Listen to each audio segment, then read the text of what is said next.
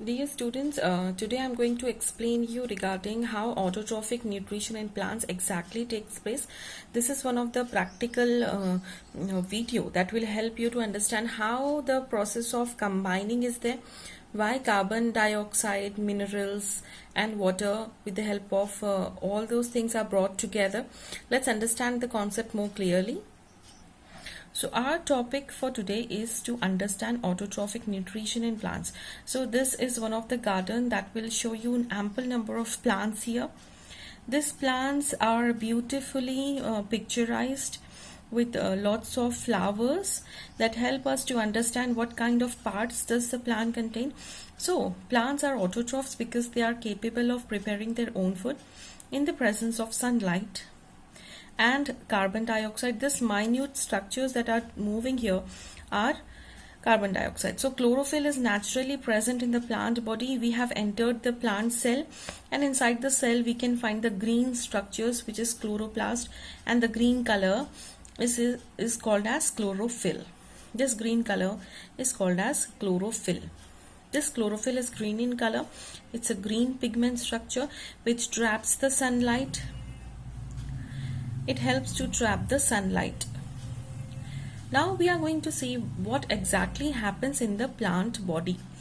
Let's go in more detail. When we are looking in the structure, we are finding stomata. I said you stomata is a smaller opening which will help us to understand the movement of carbon dioxide and oxygen.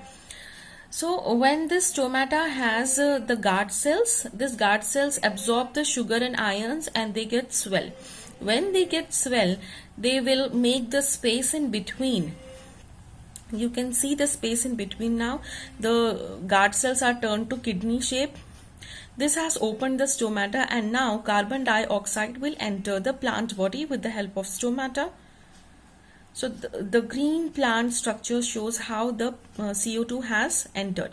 Now let's go closer to the soil surface. The root hairs. First, we can say that soil is rich in water as well as nutrient, and the root hair will help the plant body to absorb the minerals. Slowly, the water and the minerals, with the help of a vascular bundle known as xylem, is moving up. Slowly, it is moving up. And hence from the main stem to branches and to the leaves, the water and the minerals are equally distributed. Similarly, carbon dioxide from the atmosphere is captured by the green plants with the help of stomata, and the chlorophyll will capture the sun's energy in the presence of carbon dioxide and H2O. Now let's pause and see. What we have seen here is the glucose and oxygen was made by the combination of what? It was the combination of carbon dioxide with water, which has now converted to glucose and oxygen. So finally glucose, which is a carbohydrate, is made up by the plant, and oxygen is released with the help of stomata. So glucose is considered as the stored food for the plants, and hence they have made by their own. So this act is known as photosynthesis. So this glucose is a food material, and phloem helps to distribute this food material to complete plant body. So glucose is distributed in the form of starch. See, what we have seen, the water was distributed from the soil surface towards the complete plant body. Now, when the leaf has manufactured the carbohydrate, that is glucose, now from the top level, means from the leaf, it is getting distributed towards the root also.